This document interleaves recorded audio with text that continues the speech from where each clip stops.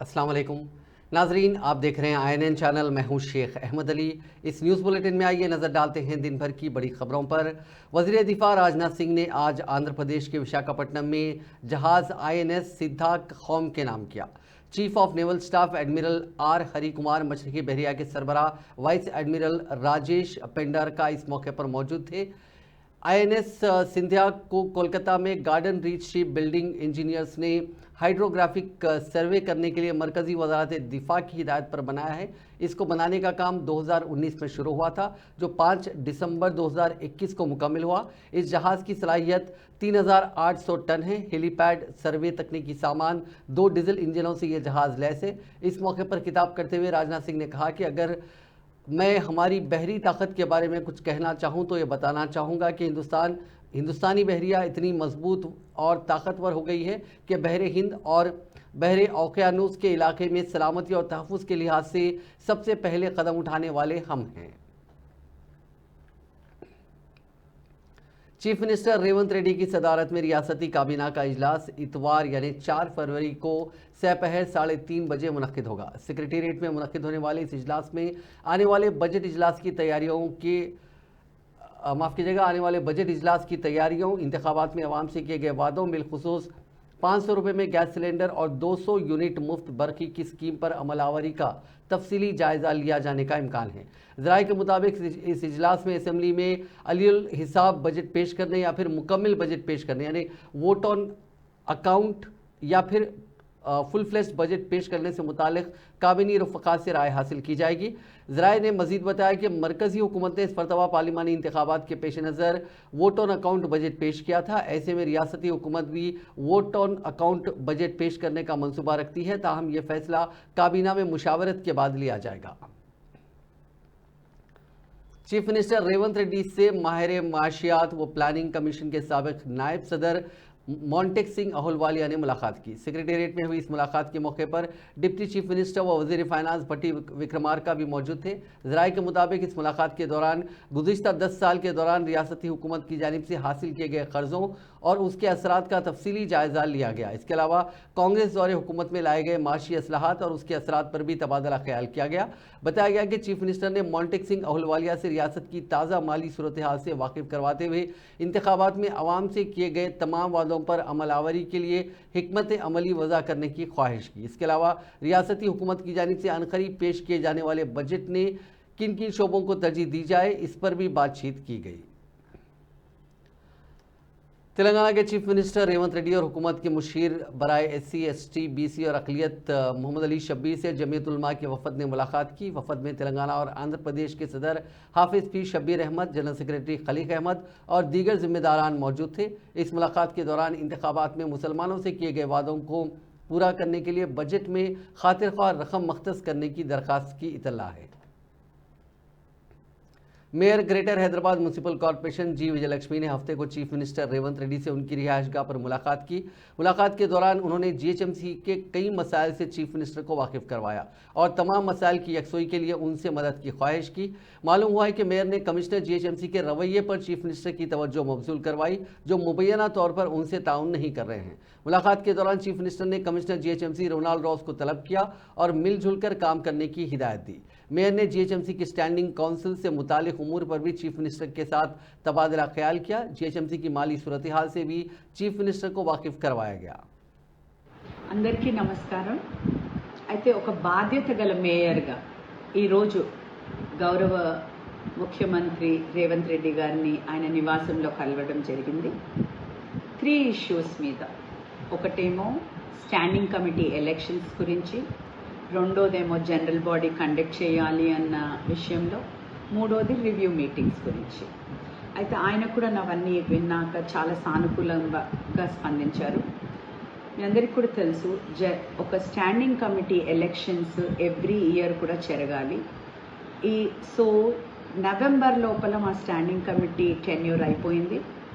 So elections ఇమీడియట్గా జరగవలసి ఉండే, కానీ కోడ్ వలన, ఎమ్మెల్యేస్ కోడ్ వలన ఎలక్షన్ జరగలేకపోయింది. అదేవిధంగా జనరల్ బాడీ మీటింగ్ కూడా మాది ఆగస్ట్ లాస్ట్ అయింది. Every 3 months general body meeting కూడా జరగవలసింది. అయితే ఇప్పటి వరకు 5 months కూడా అయిపోయింది, జనరల్ బాడీ మీటింగ్ జరగలేదు.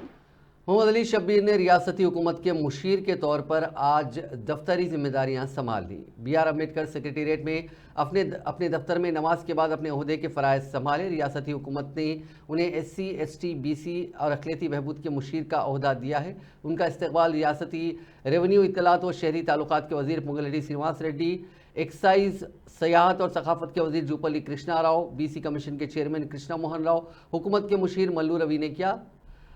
इस मौके पर उनके अफराद ख़ानदान और कई सीनियर ओहदेदारों के अलावा कांग्रेस के कई सीनियर कायदीन मौजूद थे।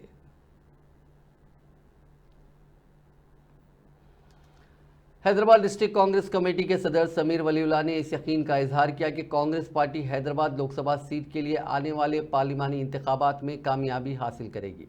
समीर वलीउल्लाह ने आज बाज़ाब्ता तौर पर पार्टी हेडक्वार्टर्स गांधी भवन में अपनी उम्मीदवारी की दरख्वास्त जमा करवाई ताकि हैदराबाद लोकसभा सीट के लिए कांग्रेस पार्टी के उम्मीदवार के तौर पर मुकाबला किया जा सके।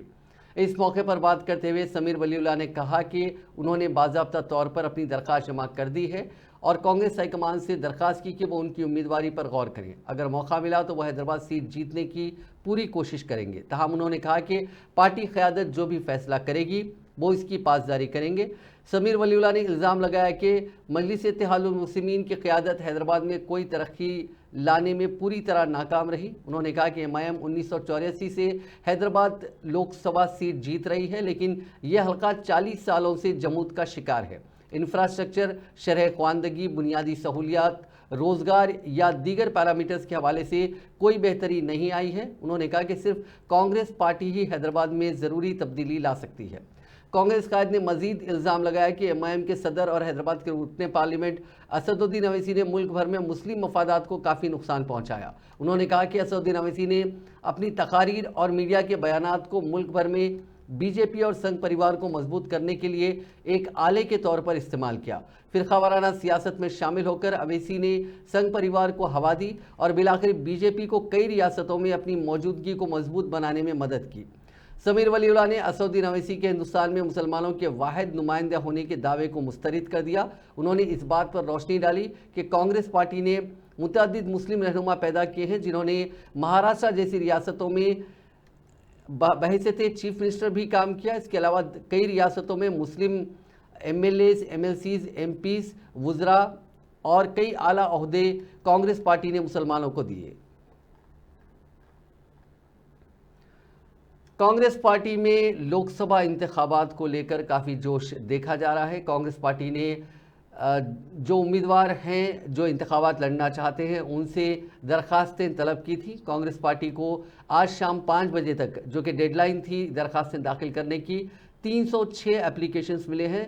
जुमला तेलंगाना की 17 लोकसभा सीटें हैं। आज आखिरी रोज़ यानी हफ्ते के दिन 166 एप्लीकेशंस जमा किए गए हैं। कायदीन का कहना है कि आइंदा इंतखाबात में कांग्रेस पार्टी लोकसभा इंतखाबात में बेहतर मुजाहरा करेगी, लिहाजा वो भी अपनी किस्मत आजमाने के लिए पार्टी से उम्मीदवारी तलब कर रहे हैं। Doctor Maddi Srinivas Reddy, I am the Congress party soldier. मैंने कांग्रेस पार्टी को state official spokesperson, so मैंने बचपन से कांग्रेस पार्टी में है मैंने। So I am doing so many works from my childhood.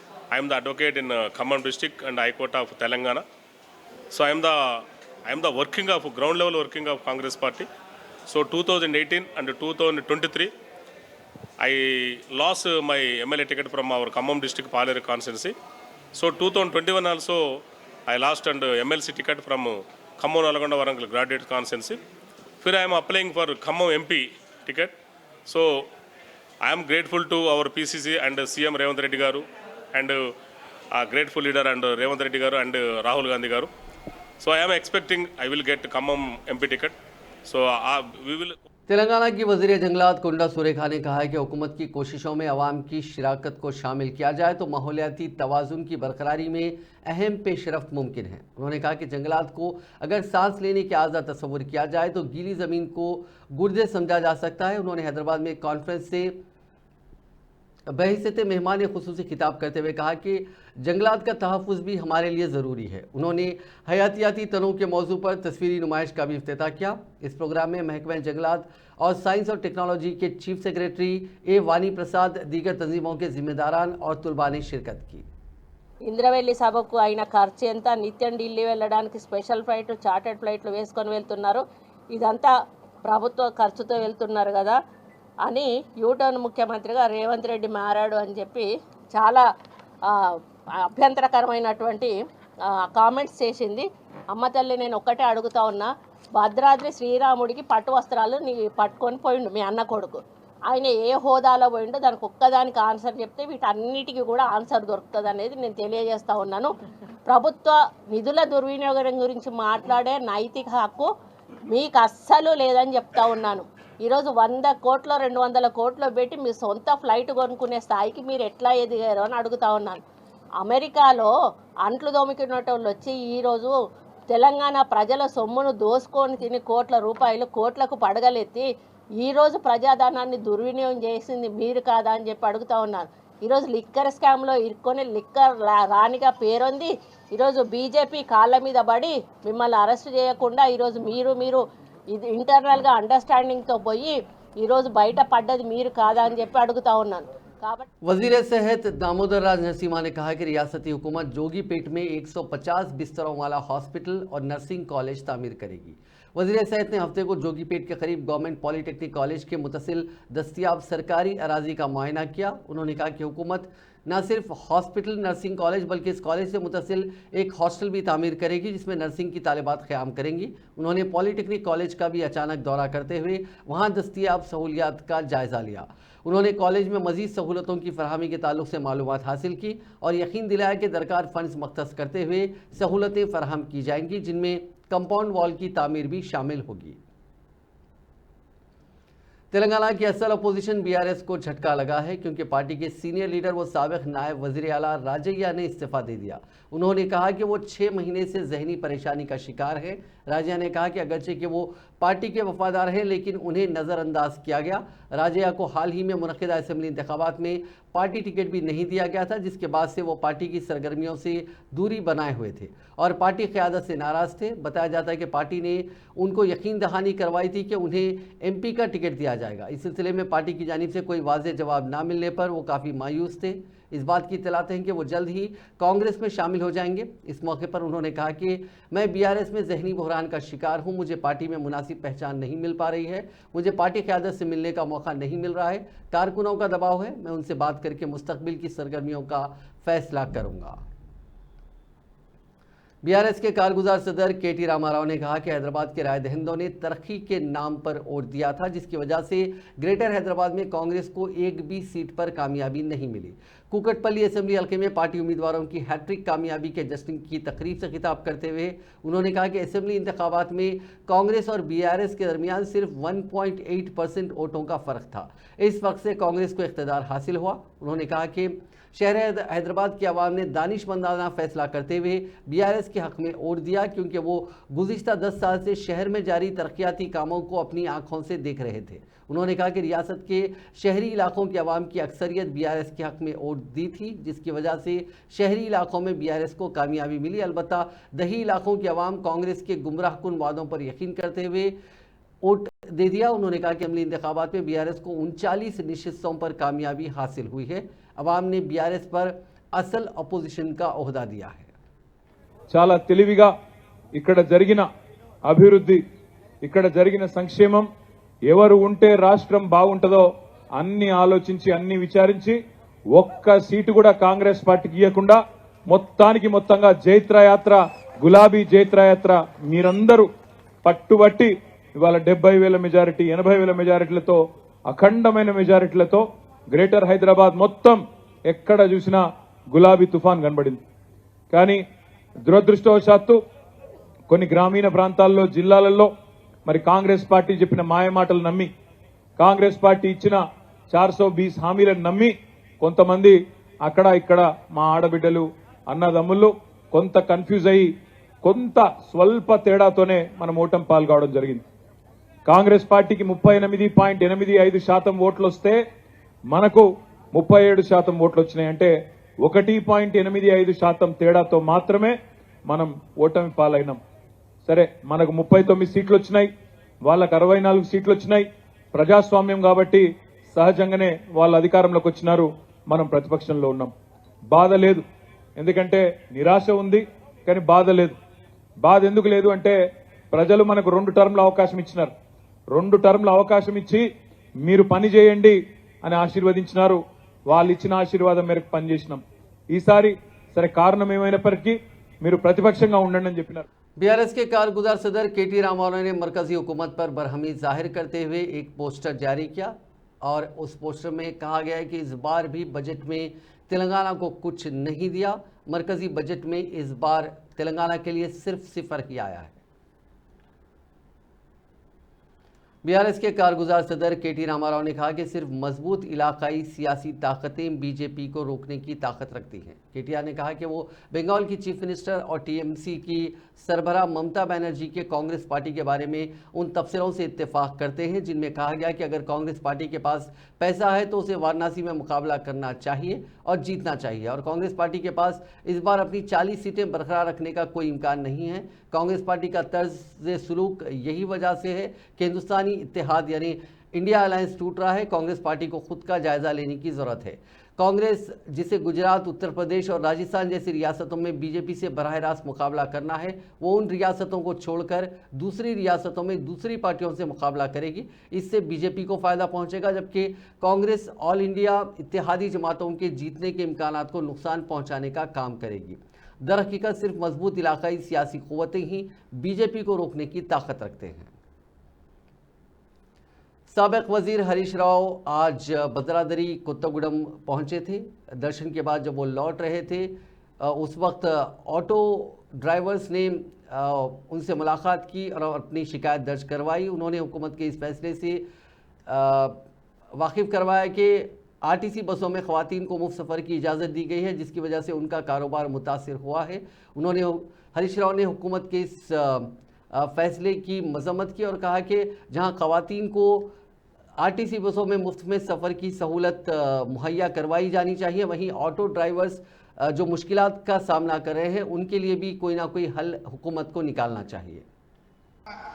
మన పక్కనే వరంగల్లో మన భువనగిరిలో మనము అన్ని గెలిచినాం కానీ మనం ఎంపీ ఓడిపోయినాం అంటే ఇది పెద్ద ఇబ్బంది ఏం కాదు. అందువల్ల మీరు పట్టుబడితే ఎంపీ మహబూబాబాద్ ఎంపీని 100% మనం గెలిపించుకోగలుగుతాం.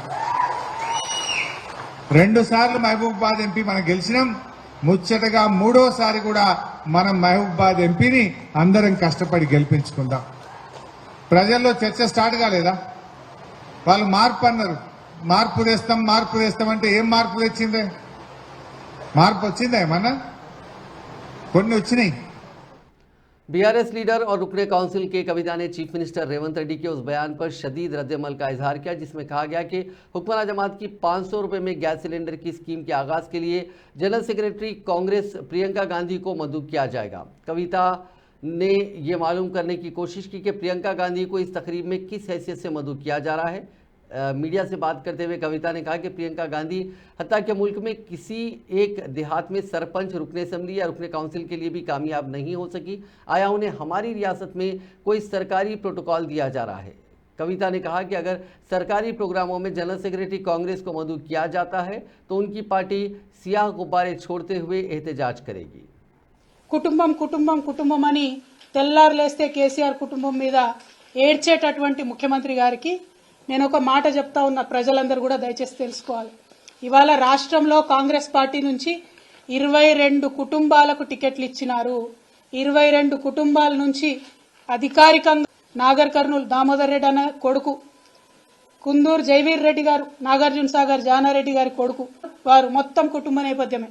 ఇవాళ మల్లు బట్టి విక్రమార్క గారి భార్య ఖమ్మం ఎంపీ టికెట్ రేసులో కూడా ఆవిడ ఉన్నారు. మరి పట్లోళ్ళ సంజీవ్ రెడ్డి గారు మాజీ ఎమ్మెల్యే. ఇన్ని కుటుంబాలకు మీరు ప్రోద్బలం ఇస్తున్నారు, ఇన్ని కుటుంబాలకు మీరు పోటీ చేసే అవకాశం ఇచ్చారు, ఇన్ని కుటుంబాలను మీరు మోస్తున్నారు. మళ్ళీ ఇలా కోమటిరెడ్డి రాజగోపాల్ రెడ్డి గారు ఏమంటారు? మా అన్నకు మంత్రి పదవి ఉంటే ఏమైతుంది, నాకు రాదా మంత్రి పదవి అంటారు.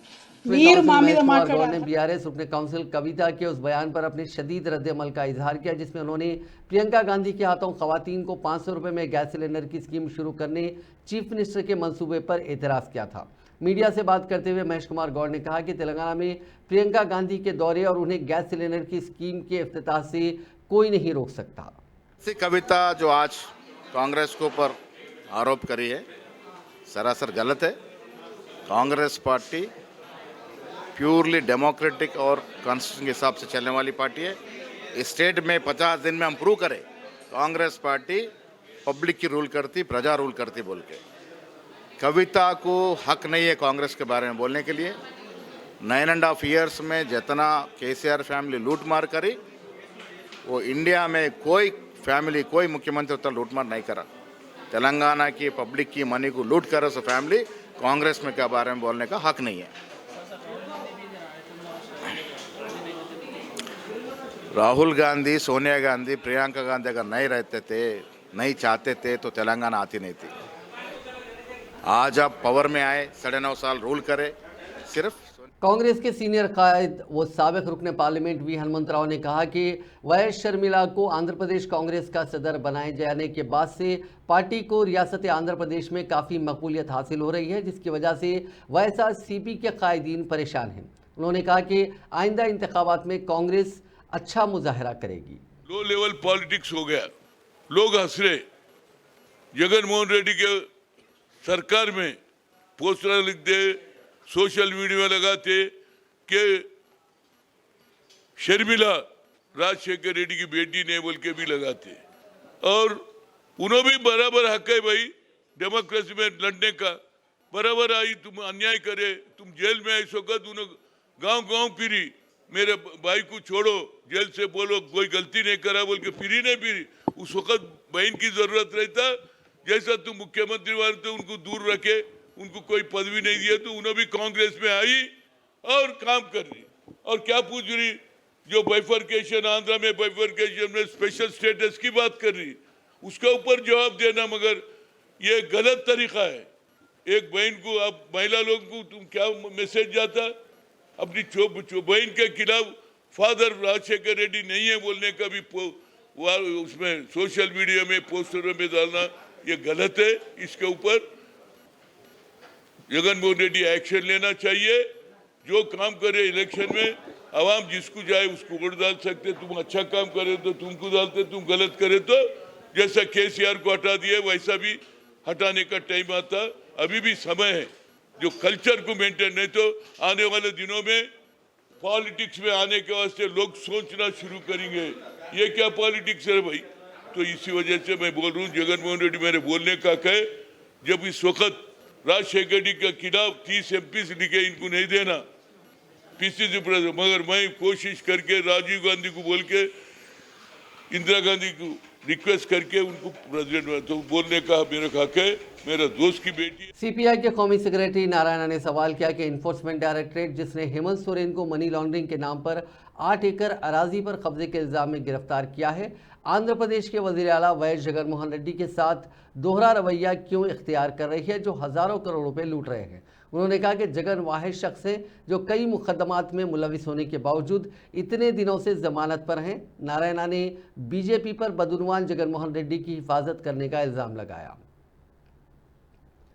बेटों की वालिदैन से मोहब्बत पर बेटों ने अपने वालिदैन की मौत के बाद उनकी याद में मंदिर बनाई, जहां पर उनकी पूजा भी की जाती है। ये वाक़या तेलंगाना के ज़िले महबूबाबाद में पेश आया। ज़िले के अनंतराम गांव से ताल्लुक़ रखने वाले सीशा और एलम्मा के बेटे वेंकट विजय और जनार्दन हैं, जिनकी बेहतर तालीम के लिए उनके वालिदैन ने काफ़ी जद्दोजहद की और उनकी बेहतर तरबियत को भी यकीनी बनाया। बड़ा बेटा वेंकट ईएसआई अस्पताल में फार्मासिस्ट के तौर पर काम कर रहा है, दूसरा बेटा विजय महकमे बिजली में डीई के तौर पर काम कर रहा है और छोटा बेटा जनार्दन लाइनमैन के तौर पर काम कर रहा है। वालिदैन की मौत के बाद उन तीनों ने गांव के मज़ाफ़ात में अपनी ज़रई ज़मीन पर एक मंदिर बनाया, जिसमें उनकी मूर्तियां नस्ब की। विजय ने कहा कि वो हर इतवार को वहां जाता है और अपने वालिदैन की पूजा करता है। रियासत महाराष्ट्र में बीजेपी के रुकने असेंबली ने एकनाथ शिंदे की शिवसेना पार्टी के लीडर पर पुलिस स्टेशन में फायरिंग कर दी। हैरानकुन बात यह है कि बीजेपी एमएलए ने पुलिस स्टेशन में शिवसेना लीडर और उसके साथी को गोली मार दी। पुलिस ने इस मामले में बीजेपी एमएलए समेत 3 लोगों को गिरफ्तार किया है। एकनाथ शिंदे की ज़ेर क़यादत शिवसेना लीडर महेश गायकवाड़ और कल्याण ईस्ट के बीजेपी एमएलए ए गणपत गायकवाड़ के दरमियान गुज़िश्ता कई दिनों से अराजी का तनाज़ा चल रहा है। रिपोर्ट्स के मुताबिक बीजेपी एमएलए और शिवसेना लीडर के दरमियान कल्याण ईस्ट के द्वाराली कॉम्प्लेक्स में मौजूद जायदाद पर मिल्कियती हुकूक को लेकर तनाज़ा चल रहा है। 31 जनवरी को भी इसी मसले पर उनके दरमियान झगड़ा हुआ, जिसके बाद जुमे की शाम को दोनों फरीक शिकायत दर्ज करवाने के लिए इल्हासनगर के हिल स्टेशन पहुंचे। दोनों फरीकों में झगड़ा हुआ जो शिद्दत अख्तियार कर गया और बीजेपी एमएलए गणपत गायकवाड़ ने महेश गायकवाड़ और उनके साथियों पर गोली चला दी। पुलिस का कहना है कि एक तरफ से फायरिंग हुई जिसमें 2 अफराद जख्मी हुए। वाक़े के दौरान 6 राउंड फायरिंग की गई। जख्मियों को इलाज के लिए अस्पताल मुंतकिल कर दिया गया। आंखों के मुआयने के बाद गांव वापस जाने वाले ज़ईफ जोड़े को लूट लिया गया। उनके तलाई जेवर और रकम को छीन लिया गया। यह वाक़या तेलंगाना के ज़िले खम्मम के वायरा में पेश आया। तफसीलात के मुताबिक एक जोड़ा अपनी आंखों के मुआयने के बाद कार में गांव वापस हो रहा था, ताहम कार वाले ने उनके तलाई जेवर और रकम को लूट लिया। इस बात की शिकायत पुलिस से उस जोड़े ने की, जिसके बाद पुलिस ने एक मामला दर्ज करके सीसीटीवी फुटेज की बुनियाद पर उस कार की निशानदही का काम शुरू किया। इस जोड़े ने पुलिस से की गई शिकायत में कहा कि उनको गांव छोड़ने के बहाने उनके तलाई जेवर और रकम को लूट लिया गया। दूसरी शादी के ख्वाहिशमंद एक शख्स ने पहली बीवी के सर के बाल निकालकर उन गुच्छों को गाँव वालों को दिखाया और बीवी की तौहीन करने की कोशिश की। यह अजीबोगरीब वाक़या आंध्र प्रदेश के ज़िले मशरक़ी गोदावरी में पेश आया। उस शख्स की शिनाख्त अभय राम के तौर पर की गई, जिसके इख्तलाफात अपनी बीवी आशा के साथ हो गए, जिसके बाद उसने बीवी के साथ ये गैर इंसानी सलूक किया। अभय राम ने अपनी बीवी पर हमला भी किया। मुतासरा खातून ने कहा कि उसकी सास और ससुर उसके शोहर की दूसरी शादी कराना चाहते हैं और उनकी ही ईमा पर उसके शोहर ने उसके सर के तमाम बाल निकालते हुए उसकी तौहीन की। इस वाक़े पर उसकी बीवी ज़ारो ख़तार रोने लगी। शोहर अपनी बीवी के सर के बाल निकालकर अपने साथ ले गया। इस वाक़े का वीडियो सोशल मीडिया पर तेज़ी के साथ वायरल हो गया। मोहब्बत की शादी से नाराज दुल्हन के अफराद खानदान ने दूल्हे के मकान को आग लगा दी। ये वाक़या तेलंगाना के ज़िले मेदक में पेश आया। प्रशांत और ज्योति एक दूसरे से मोहब्बत किया करते थे, जिन्होंने अपने अफराद खानदान की मर्जी के खिलाफ चंद दिन कबल घर से भागकर शादी की थी। ये शादी प्रशांत के वालिदैन की ईमा पर होने का इल्ज़ाम लगाते हुए ज्योति के अरकान खानदान ने प्रशांत के मकान में दाखिल होकर तोड़फोड़ की और बाद अज़ां मकान को आग लगा दी। इस वाक़े के वक्त प्रशांत के वालिदैन घर में नहीं थे। इस वाक़े के साथ ही इलाके में कशीदगी फैल गई, जिसके पेश नज़र पुलिस को तैनात कर दिया गया। पुलिस ने इस सिलसिले में एक मामला दर्ज करके जांच शुरू कर दी। शहर हैदराबाद के माधापुर इलाके के मेट्रो स्टेशन के हुदूद में कल शब अचानक कार में आग लग गई। इस वाक़े में कार जलकर मुकम्मल तौर पर खाकस्तर हो गई। ये कार करीब में ठहराई गई थी, ताहम अचानक उसमें आग लग गई। इस वाक़े की इत्तला फायर ब्रिगेड के एहलकारों को दी गई, जिन्होंने वहां पहुंचकर आग पर काबू पाया। ताहम तब तक ये कार जलकर मुकम्मल तौर पर खाकस्तर हो गई। हैदराबाद में एक फूड डिलीवरी बॉय को गिरफ्तार कर लिया गया जो गांजा फरोख्त कर रहा था। पुलिस के बमौजूद 28 साला नवीन, जो कि कुंडापुर अंजया नगर के एक प्राइवेट हॉस्टल में रहता है, जोमेटो डिलीवरी बॉय के तौर पर काम किया करता था। वो आसान तरीके से रकम हासिल करने के मकसद से वो भद्राचलम से ताल्लुक़ रखने वाले एक शख्स से गांजा खरीद कर शहर में फ़रोख्त कर रहा था। इस बात की इत्तला मिलने पर रायदुर्गम पुलिस ने नवीन को गिरफ्तार कर लिया। उसके पास से 800 ग्राम गांजा जब्त कर लिया गया, जिसकी मालियत 56,000 रुपये बताई गई है। शहर हैदराबाद के वनस्थलीपुरम इलाके में पेश आए सड़क हादसे में 2 अफराद हलाक हो गए। यह हादसा हफ्ते की सुबह की अवलीन सातों में वनस्थलीपुरम के सुषमा थिएटर के करीब उस वक्त पेश आया जब बाइक को टिप्पर लॉरी ने टक्कर दे दी। इस हादसे में बाइक पर सवार 2 अफराद मौके पर ही हलाक हो गए। महलूकीन की शिनाख्त कुकटपल्ली के रहने वाले सतीश और वीरू बाबू के तौर पर की गई। इत्तला मिलते ही पुलिस वहां पहुंची, जिसने इस सिलसिले में एक मामला दर्ज करके जाँच शुरू कर दी। आज रेवेन्यू हुक्काम ने एबिट्स में वाक़ एक होटल को सीज कर दिया। कुछ दिन पहले पुलिस ने वहां पर 18 जनवरी को एक रेड की थी और वहां पर ब्रदल चलाने का इल्ज़ाम में कुछ लोगों को गिरफ्तार किया था। इस वाक़े के बाद आज रेवेन्यू हुक्काम ने इस होटल को सीज कर दिया।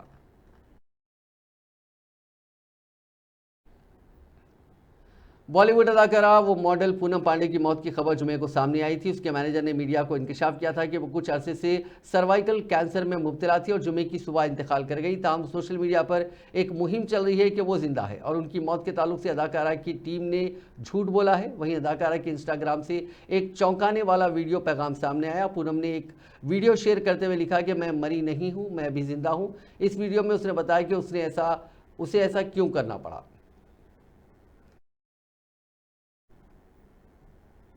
नाजरीन, इस न्यूज़ बुलेटिन में बस इतना ही। आप देखते रहिए INN चैनल।